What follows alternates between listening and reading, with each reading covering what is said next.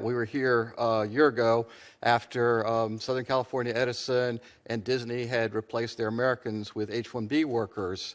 So now nearly a year has passed, and we can add to the growing list of companies that have H-1 booted Americans to include Toys R Us, New York Life, Citizens Bank, Caterpillar, Catalina Marketing, SunTrust, Fossil, and others where Americans are afraid to come forward.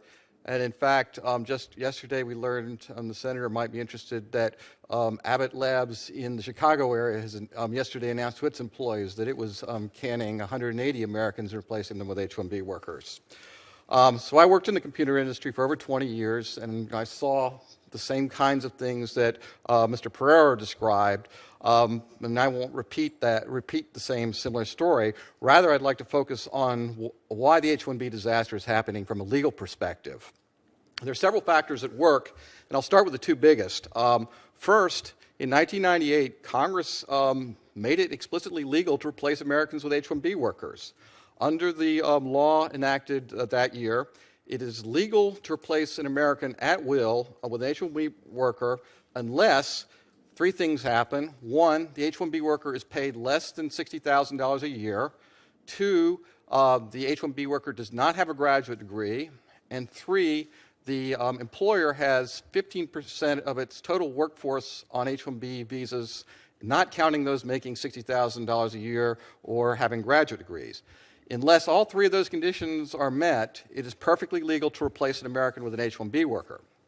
The law governing H-1B is so convoluted that you have to follow several levels of indirection in the code to figure this out. The person who wrote the 1998 bill went to a lot of effort to ensure that it was legal to replace Americans. So what happened at Disney is not an accident. It was clear statutory design.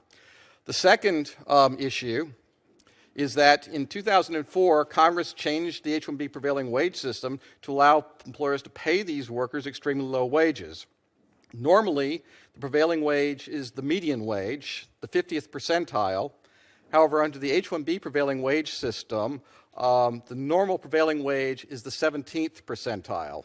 And so in most locations, an employer can legally pay an H-1B computer programmer about $20,000 a year less than the true prevailing wage for the area.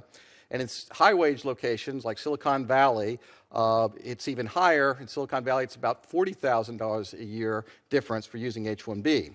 So when you combine the two, giving the employer the ability to pay really low wages to the foreign workers with the ability to replace the American workers they already have, you get the predictable result of what we've seen at Southern California, Edison, Disney, and the other places. And as I've hinted at here, the major structural problem with the H-1B program is that it's needlessly complicated. No one should need a lawyer to make a guest worker visa petition, but it's not an exaggeration to say that it literally takes a lawyer to determine what the fee is for an H-1B visa in any given circumstance. And this complexity seriously hinders enforcement. Rather than giving the Department of Labor the authority to enforce the H-1B program, the statutes spell out when the Department of Labor can enforce the law and when the Department of Labor can't enforce the law. And the Department of Labor Inspector in general has reported to Congress every 6 months for the past 20 years that this system leaves the H-1B program open to abuse.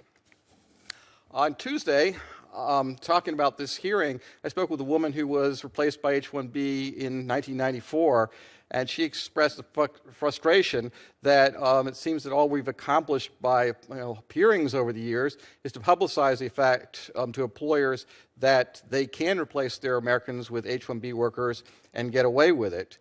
And finally, I point out that I was on the train coming down here today, and I spoke with was having an email exchange with a person who's very well known in the industry, and he urged me to point out to you that it seems that the growing consensus among tech workers at this point is that the only way that this is going to get fixed is by an executive order by President Trump. And I would say, conclude here that it should not be legal to replace Americans with a foreign worker ever, and that the change is long overdue. I thank you.